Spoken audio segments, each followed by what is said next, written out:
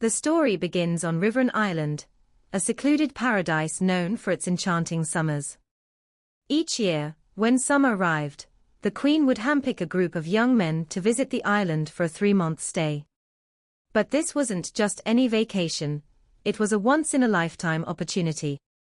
These men were suitors, chosen for a rare honor, the chance to win the hearts of the daughters of House Riverine.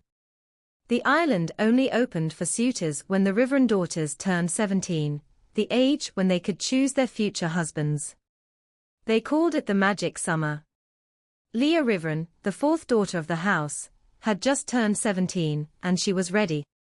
Among the suitors were Count Rosemorn, who came bearing jewels as extravagant gifts, and Antoine, the second son of Count Gull, who brought nothing but heartfelt poems. Leah was overwhelmed by all the attention, so she asked for permission to step outside.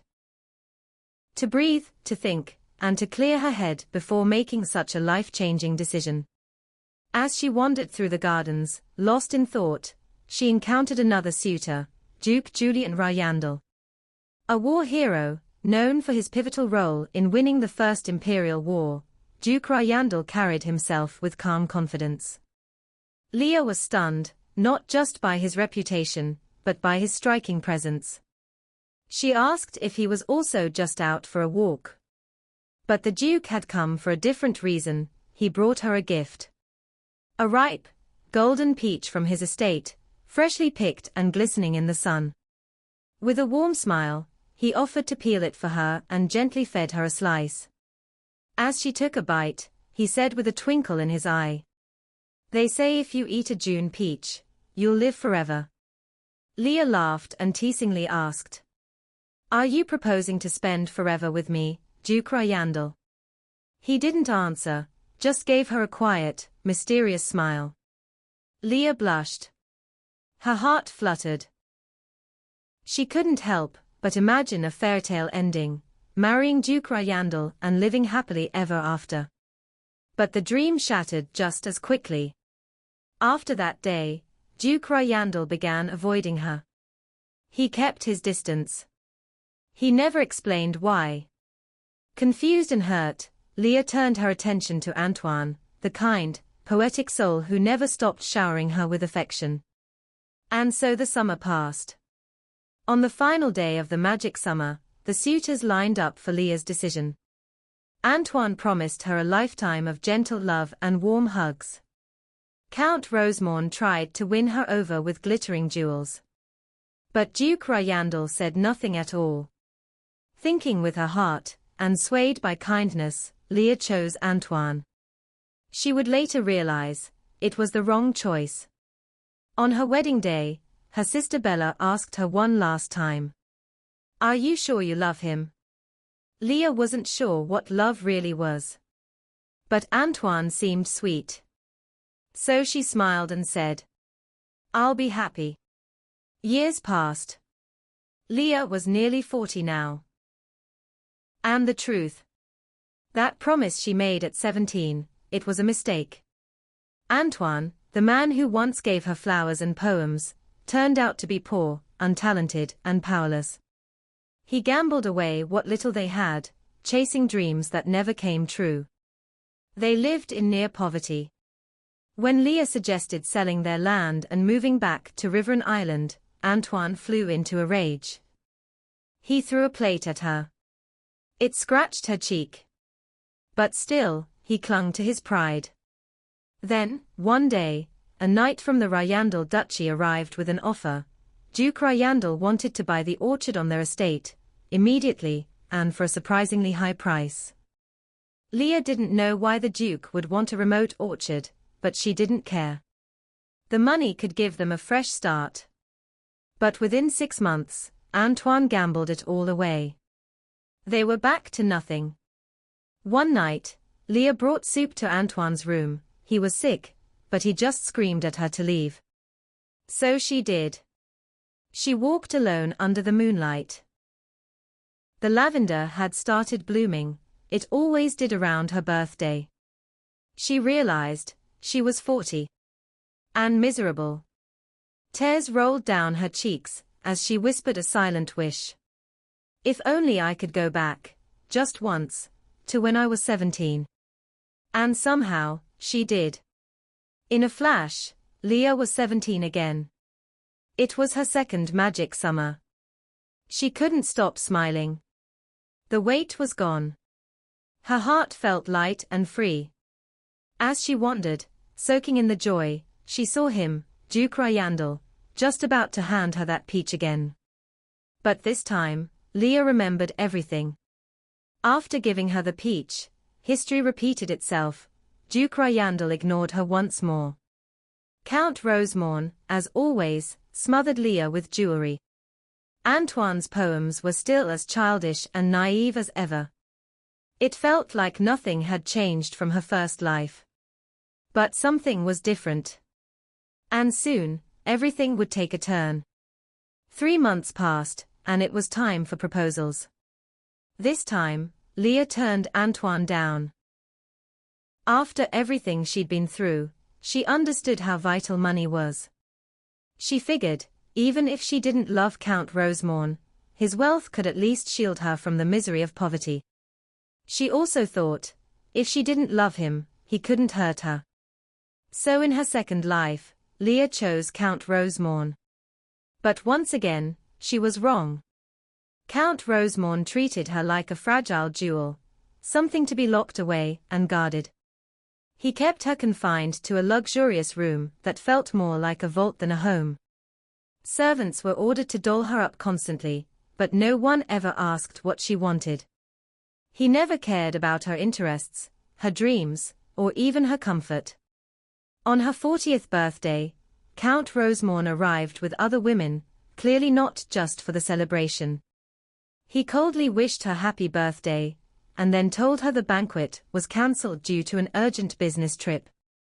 When Leah asked to visit her sister Bella, he refused, claiming it was too dangerous outside. Despite the diamonds, the silks, the palatial life, Leah felt hollow, sick with regret. She couldn't believe she had made 2 terrible choices in 2 different lives. Sitting alone in her room, she spotted lavender, her favorite flower, blooming in a vase by the window. It reminded her of her birthday, of lost time, and of all the promises she made to herself. Desperate for one last chance, she clutched the lavender and whispered a plea. "Please, let me go back. Just once more. I swear I won't make the same mistake." And just like that, she was 17 again, standing in the lavender fields, tears in her eyes. This time, she turned to her sister Bella and made a promise. "I'm not getting married," she said firmly. That evening, during dinner in the Riveren family dining room, Duke Riveren brought up the usual topic, Leah's suitors arriving soon. But Leah stunned everyone by declaring, "I won't marry anyone." Her father was furious. He stormed out of the room. But Leah didn't budge. Not this time. She was done being pushed into choices that weren't hers. Weeks passed peacefully. Then came the first week of June, and with it, the arrival of the suitors. Antoine, still reciting cheesy verses. Rosemorn, still treating her like a porcelain doll. And then, there he was, Duke Julien Ryandel. Dashing as ever, with that familiar peach in hand. Julien smiled and asked, "Have you ever tasted a peach before?" Leah casually replied, "Yes," and described its flavor in detail. Julien looked confused. "Have you visited my estate before?" Leah shrugged playfully. "No, you gave it to me." His confusion deepened. Leah realized she was getting ahead of herself. This version of Julien didn't remember anything. Quickly, she corrected herself. "Actually, no, I haven't had it yet." Then she leaned in and asked, "Would you peel it for me?" As Julien peeled the peach, juice ran down his hand. Leah reached out to help roll up his sleeve, but then, on impulse, she did something bold. She gently licked the juice from his fingers. Julien turned bright red. He stepped back, flustered. Elle Leah. She raised a brow. You can't just call me by name without permission. Julian awkwardly apologized. But Leah, amused by his nervousness, smiled and told him it was okay. Julian then brought up a rumor he'd heard, that Leah wasn't planning to marry anyone. Leah didn't hesitate. Why does that matter? It's not like you were going to propose. Julian blinked, surprised. What makes you say that?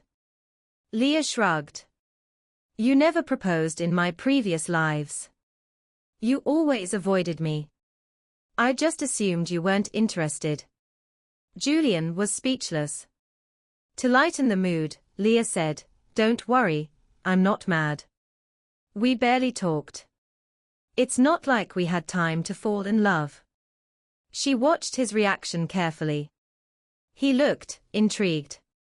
Then, unexpectedly, he smiled. You're different, he said.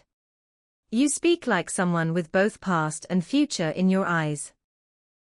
Maybe she thought she'd never see him again. Or maybe it was his calm presence.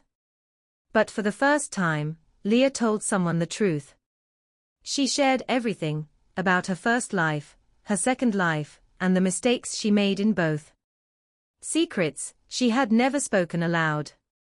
Julian listened quietly. Then, with a thoughtful look, he asked. In your past lives, did you die? The question stunned her. It was oddly specific, almost too specific. But maybe, she thought, he was just curious about the afterlife. Or maybe, just maybe, he wasn't as ordinary as he seemed. Leah explained to Julian that she hadn't died in her past lives. She had simply returned, always on her 40th birthday, while looking at lavender and wishing with all her heart for another chance. As they walked together, Julian gently pointed out. So, this is your third life now. Leah smiled confidently. At this point, I'm probably older than you. But then, something in Julian's eyes caught her attention. You know, she said, narrowing her gaze, your eyes, they look like they've seen a lot too. She paused. Do mine look like that? Julian didn't answer directly. Instead, he looked at her with a small smile and said, They are stunning. Deep and beautiful. His words made Leah's heart flutter. Trying to stay composed, she quickened her pace and clarified.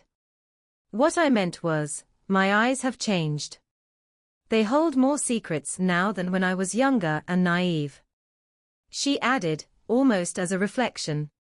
Even though I'm older, I'm not sure I'm wiser.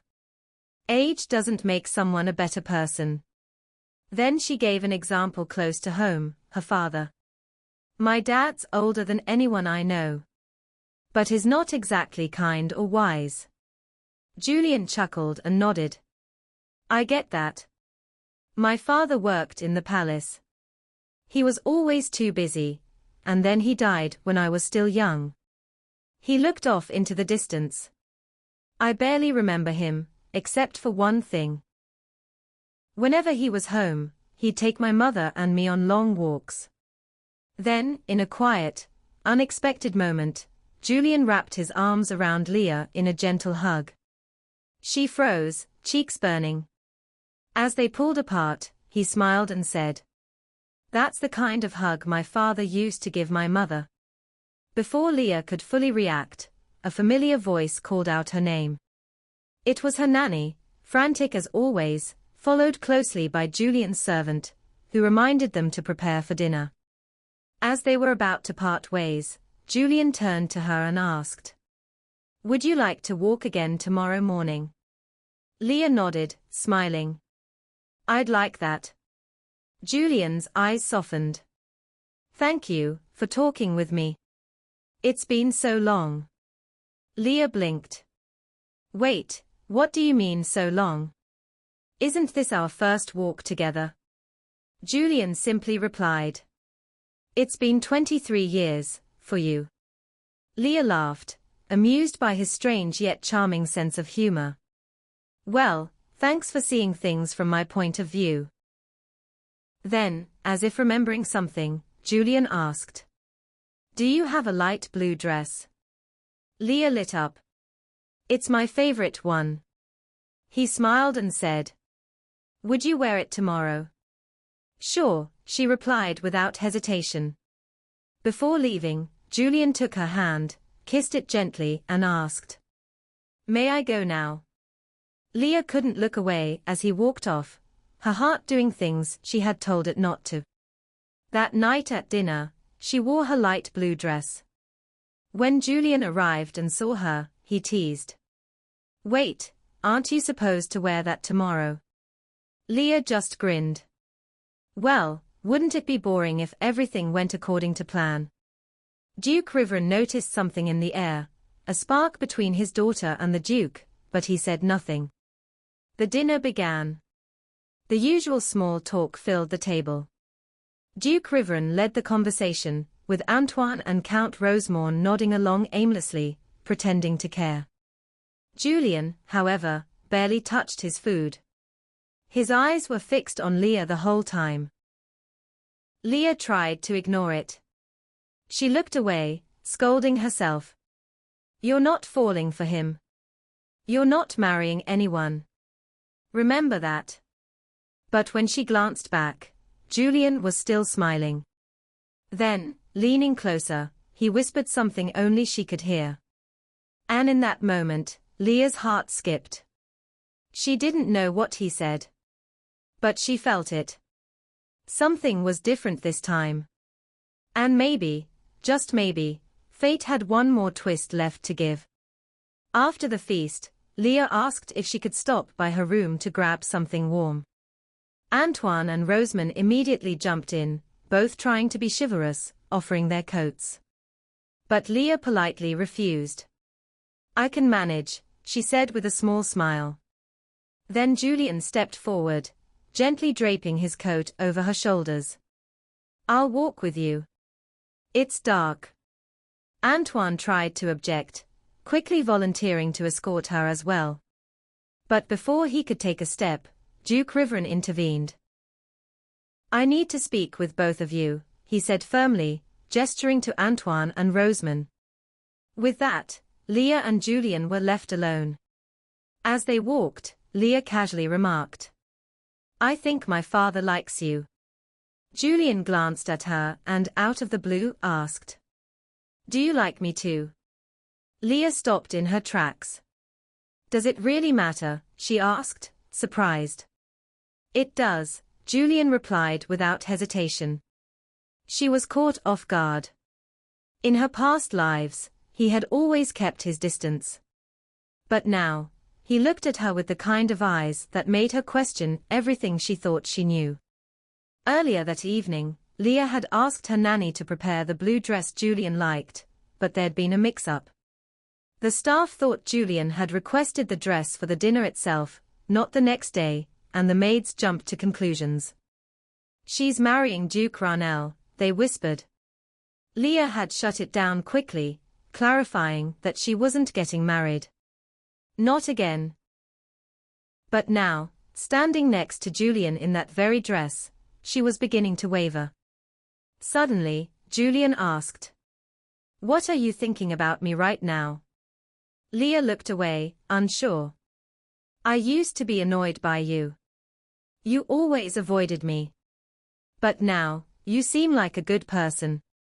When they reached her room, Leah grabbed her shawl and turned to find Julian waiting patiently.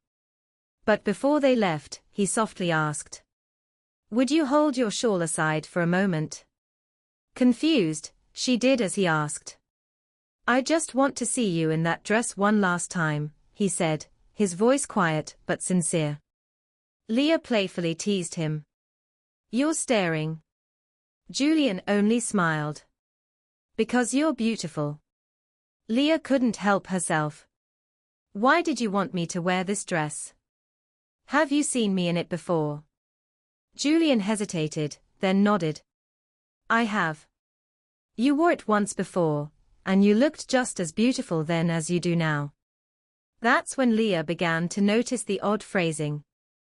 Still, as always, it felt like he'd known her forever. She didn't hold back. Julian, what's going on? You speak like you know me. Trying to piece it together, she asked if he had attended her sister Bella's wedding, the one where she wore this very dress, and recited a poem. Julian lowered his gaze and confessed. Yes. I saw you there. Excited and confused, Leah urged him. Tell me the truth. He took a deep breath. I wanted to see you in that dress again, thinking it would satisfy me, but seeing you now, it only makes it harder. Harder to do what? She asked. To give up, he whispered. His voice cracked with emotion. You're everything to me. No one else comes close. I thought maybe you'd find someone perfect. Better than me. Then Julian reached into his coat pocket, knelt before her, and pulled out a small velvet box. I'm not perfect, he said, but I'll do everything I can to become someone worthy of you. Opening the box, he showed her the ring. I vow to dedicate my life, body and heart, to you. In this life, and the next. Leah stood frozen, her cheeks flushed. She asked him to stand. I don't want to get married, she said honestly. It's never brought me happiness. Julian stood and gently replied. Then I'll bring you so much happiness that the pain won't stand a chance. Still unsure, Leah tried to push him away. You could find someone better than me. But Julian shook his head. There's no one better. Not to me. He wrapped her shawl around her shoulders, pulling her close. I want to start our life together as soon as possible. Then Leah asked the question that had been burning in her mind. Do you love me? Julian didn't hesitate. I've loved you since the first moment I saw you. Leah bit her lip, heart pounding. But, what if this is my last chance? What if I disappear again at 40? Julian looked into her eyes, full of conviction. Then I hope this is the last chance. Because if we marry and you vanish, I don't want to be left wondering what we could have had. Leah asked him if he ever imagined them growing old together. Julian smiled. I've imagined it more than 100 times. But that's just imagination, Leah whispered. No, Julian said, what matters is your heart. In that moment, Leah finally understood what had been missing all along. She admitted something she had never said out loud. In both of my past marriages, I never loved them. Not even once. Maybe if I had, I could have endured what they put me through. Julian took her hand. You don't need to worry about that, he said with quiet certainty. Because you will love me.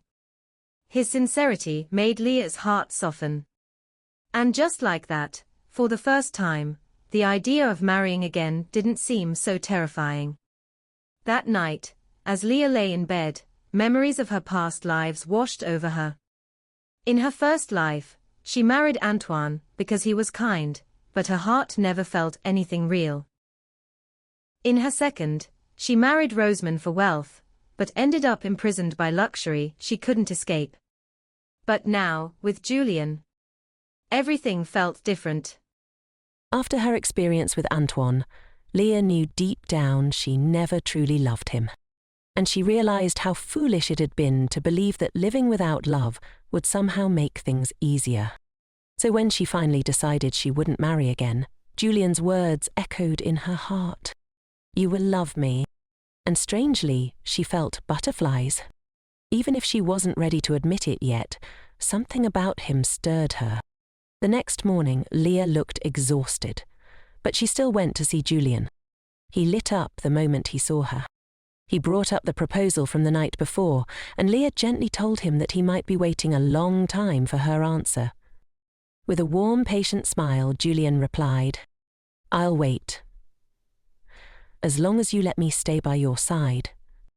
Their conversation drifted toward hobbies, Leah said she loved gardening and reading. Julian, thinking aloud, said he might enjoy painting. Leah's eyes sparkled.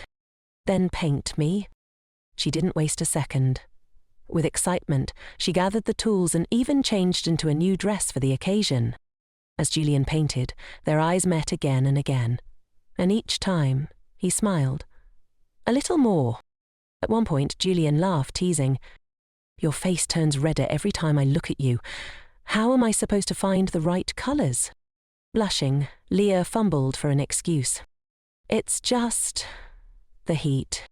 Julian chuckled and suggested they take a short break. But as Leah turned to leave, she accidentally stepped on her dress and tripped. Julian lunged to catch her, but they both fell, Leah landing right on top of him. She winced. "You're hurt," Julian said, his voice serious. He gently scooped her into his arms and insisted on taking her to the doctor. Leah glanced at his face and hesitated. "Are you angry?" Julian shook his head. "No, I was just scared. I thought you were seriously hurt." Luckily, the doctor reassured them it was only a minor sprain and would heal quickly. Julian finally relaxed. Back at the estate, Leah pouted. "I was really looking forward to teasing you if the painting turned out bad." Julian grinned. "There's always next time." Leah mentioned she'd already asked the servants to prepare drinks in the hall and invited him to join her. Julian stood and offered his hand, helping her to her feet. As they walked together, Leah stole glances at him, her thoughts swirling. She'd never been escorted by a man outside of a banquet. Julian was so sweet and, she had to admit, incredibly attractive. Julian noticed her glancing. "Is something wrong?" he asked. Flustered, Leah quickly looked away. "No, not at all." Still concerned, Julian told her to let him know if she felt any pain. Leah smiled, thinking, how wonderful it would be to walk beside someone like him every day. Her mind wandered. She found herself imagining Julian in a more intimate way. Her cheeks burned. Did I really just think that? While he's right beside me? When they finally reached the hall, Leah let out a deep sigh. Her heart and mind were a mess. Is this love? She wondered. Have I already fallen for him, the moment he made my heart flutter? The thought of asking him to spend the night crossed her mind. And though the idea startled her, it stayed. Despite her inner turmoil, the rest of the day passed without trouble. As night fell and they prepared to part ways, both expressed how much they'd enjoyed the day. Then Julian softly asked, "Can I see you again tomorrow morning?" Leah hesitated, then voiced something that had been bothering her. "I'm starting to feel like you've forgotten that you proposed to me. You're treating me more like a friend than someone you want to marry." Julian took her hands in his. "I haven't forgotten, not for a second. I've been thinking about you all day, cherishing every moment, knowing I won't get them back." Then he knelt down again, holding the ring. "I still want to marry you. Please say yes." Leah paused, then finally said, "All right, but on one condition." Julian's eyes lit up. "Anything, just name it." Looking him straight in the eyes, Leah said bravely, "I want to spend the night with you, just once." Julian was stunned. Then he smiled. "You haven't changed a bit." Leah shot back playfully. "You haven't known me long enough to say that." Julian laughed. "Well, I'll take your condition, if it means you'll truly consider marrying me." Leah didn't beat around the bush. She spoke of her failed marriages, how she no longer had faith in the idea of marriage. She admitted she had no expectations, except perhaps in the bedroom. "I'm not sure I want to be your wife," she said honestly, "but I do want to be with you." Then she asked him, bold and unafraid, "Kiss me." Julian was caught off guard, but only for a moment. Then he kissed her, first on the forehead, then the cheek, and finally their lips met. Not wanting to waste another second, Leah pulled him to her room. The next morning, Leah awoke in Julian's arms, her head resting on his chest. He was already awake and smiling, holding her close. "Just 5 more minutes," he murmured. "I want to stay like this." Leah grinned, watching him, and whispered, "I think I love you too." She said think out of embarrassment, but Julian froze, feeling like she was teasing him, until she added, "We're getting married." Julian shot up. "Really? Can I tell everyone?" Leah laughed. "Yes. Go." He quickly got dressed and kissed her forehead again. "Don't worry about a thing. Just rest. I'll take care of the rest." Word travels fast. House Ranel had been a pillar of the kingdom since its founding. Julian, the 19th Duke of Ranel, was not just a nobleman, he was a war hero. At just 15, he took his father's place in the First Imperial War, earning honours that rivaled even the previous duke. Strangely enough, he wasn't famous for his good looks. But today his name spread for another reason. Leah was still sleeping when her bedroom door burst open. Her little sister Marianne ran in, followed by Bella, Beth, Margaret, and even their mother. They had all heard the news. Leah and Julian were getting married. The maids cheered. Her father beamed with pride. Apparently, Julian had told everyone. Word spread like wildfire. Before long, all of Riveron knew. As for Antoine and Rosamond, they were politely shown the door. After Leah's family lost their noble status, Duke Riveron gave his consent for her marriage. A royal messenger was promptly dispatched to the capital to seek Her Majesty's approval. Leah could hardly believe how quickly everything was unfolding. As she made her way to see Julian, fate brought them together midway. They'd bumped into each other by chance, and to her surprise, she realized her nanny had dressed her in an outfit that perfectly matched Julian's. Flustered, she took his hand, and they walked together in quiet harmony. But Leah's curiosity soon got the better of her. "Julian," she asked softly, "why did you fall in love with me?" Julian paused, searching for the right words. But before he could answer, a voice interrupted. "Leah." "Julian." It was Bella, accompanied by another one of Leah's sisters. In an instant, Julian was whisked away by the enthusiastic siblings. Leah barely had time to react before Bella grabbed her arm. Moments later, Leah found herself seated with her sisters, sipping tea and chatting. Bella seemed genuinely happy for her, which surprised Leah. In the past, Bella had voiced concerns when Leah was engaged to Antoine. But now, she seemed calm, almost proud. Curious, Leah asked, "Did you know Julian before? He said he saw me at your wedding." Bella blinked. "No, that was the first time I ever saw him." Then, suddenly, Bella stood and gasped. "Wait, did he fall in love with you at my wedding and came all the way here just to marry you?" Leah nodded, cheeks warming. Bella grinned. "You've really fallen for him, haven't you? I can see it in your face." Leah laughed nervously. The same me who once swore off marriage, now completely caught in his spell. Overwhelmed by the whirlwind of emotions, Leah politely excused herself from the gathering. As she descended the stairs, her thoughts wandered. Was she really getting married? So soon? Everything was happening so fast, and she hadn't had time to truly reflect. She stepped outside and froze.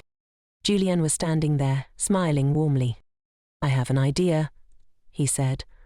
"Let's have our wedding right here, in the East Wing basement." Leah blinked in confusion, until she realized what he meant. The basement led to a secret garden. It was a hidden place, accessible only through a small back door, a place only Leah knew about. She had discovered it years ago and had shared it with Bella. No one else even knew it existed. "How did you find out about this?" she asked, wide-eyed. Julian smiled. "I noticed you always went there when you needed to think." Leah was stunned. How could he have known? had Bella told him. But she didn't press further. Instead, she welcomed him into her little sanctuary. "Do you think it's beautiful?" she asked. Julia nodded. Beautiful enough for a wedding. Leah was touched. Weddings were traditionally held at the groom's estate, especially for nobility. But ambition doesn't bind you. Tradition. "We can still have one at Ranelagh if you'd like, but I remember you once said you wanted to be married in a lavender garden." Leah gasped softly. He remembered. She had mentioned it only once in passing. "Oved," she whispered. "I hope this marriage will be different.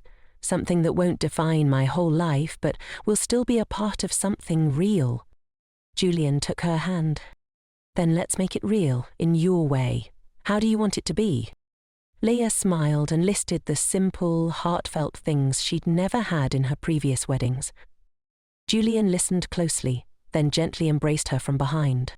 "Everything you've asked for is more than reasonable," he whispered. "I'll give you all of it, and more. I just want you to be happy." Leah's heart fluttered again. She turned to face him. "But why do you love me, Julian? You only got to know me in this life." Julian shook his head. "No. I've always loved you. The wedding is set."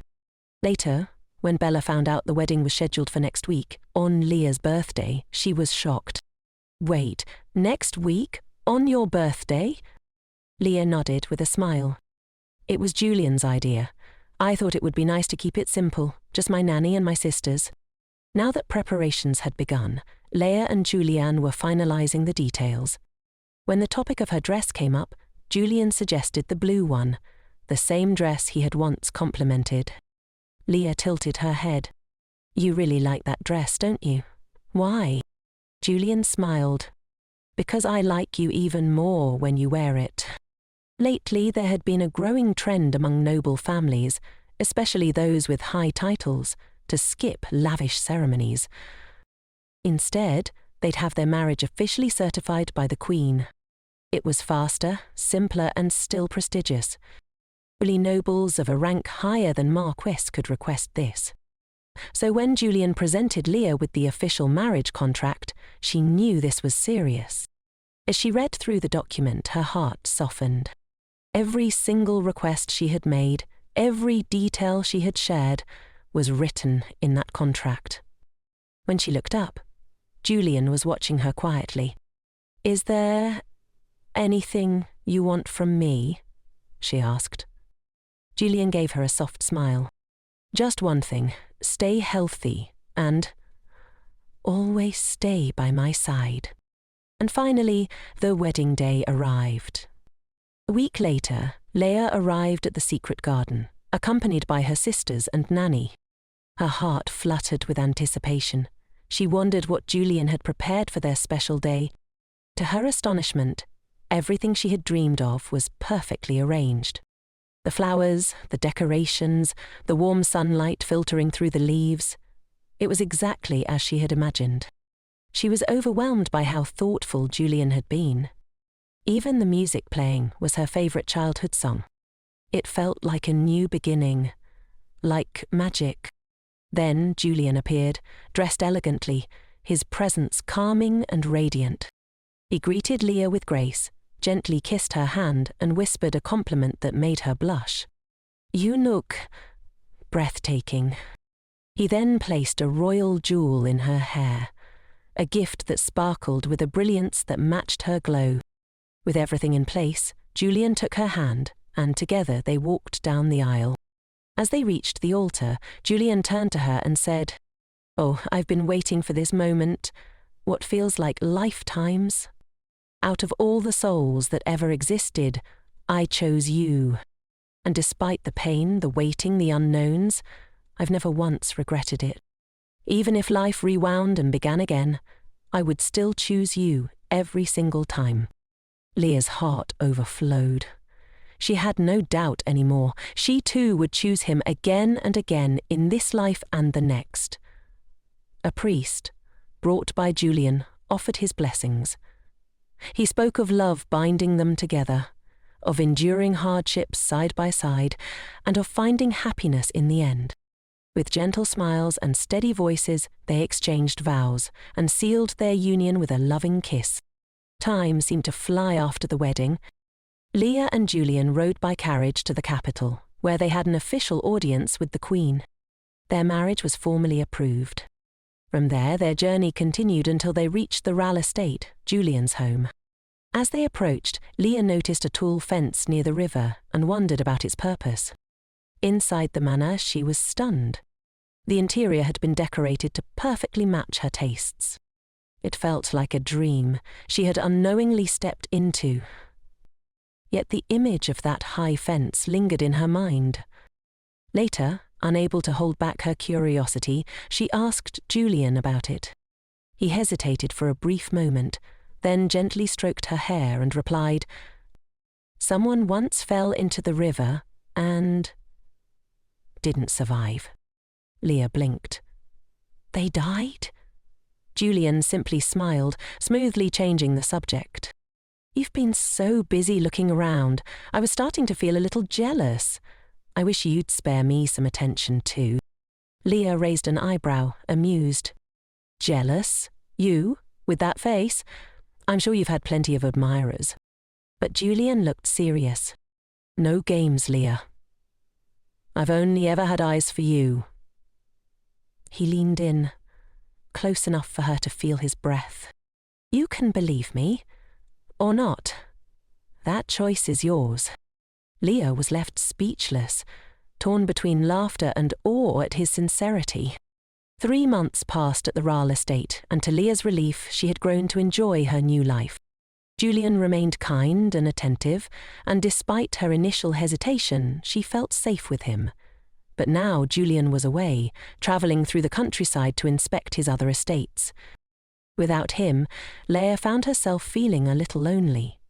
Fortunately, her sisters, Beth and Bella, came to visit. The reunion was warm, and they quickly dove into exploring the estate. Beth especially was eager to see the library Leah had raved about in her letters.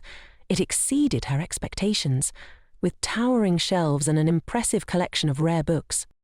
They continued the tour. A room filled with fine jewels and crafts, a luxurious dressing room, and a garden that reminded Leah of her secret hideaway back in Riveron. Leah even showed them rooms named after each member of the Riveron family, an idea Julian had insisted on.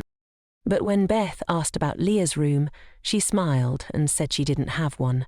She preferred to sleep with Julian each night.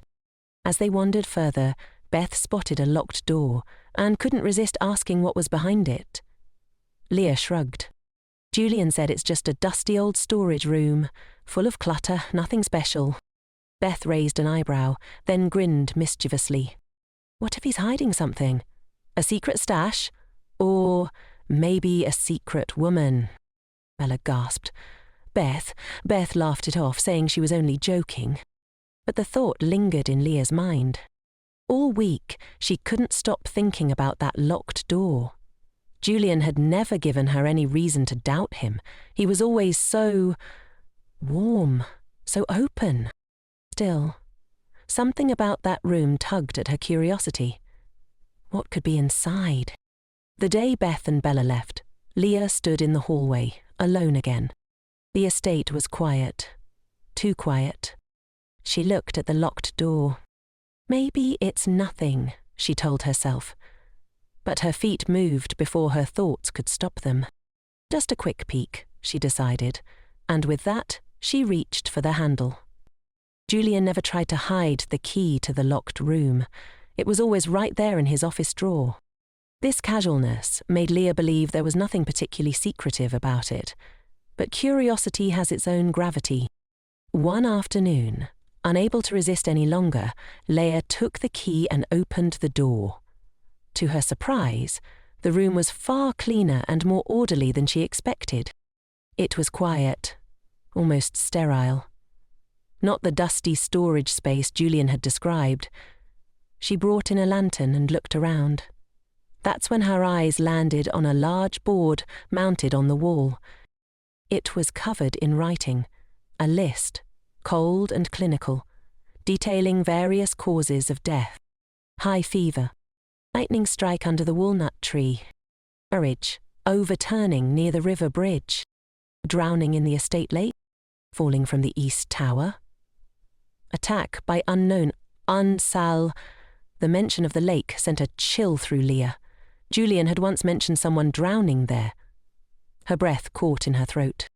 As she examined the board closer, she saw that beneath each death entry there were strange notes. Details. And drowning in the lake, a line read, barrier recommended to prevent further incidents. Was the fence she'd seen meant to hide something, not just protect? Another note, under fall from East Tower, listed heights from which a person might survive a fall. Leah's blood ran cold. This didn't look like an investigation. It looked like planning. Plans for murder. Heart-pounding, she stepped back. And that's when she saw it. Her own portrait. Pale, framed, staring back at her from the wall. Before she could process it, a firm hand clamped down on her shoulder. She spun around. Julian. His expression was unreadable, but his voice was cold. "I told you not to come in here."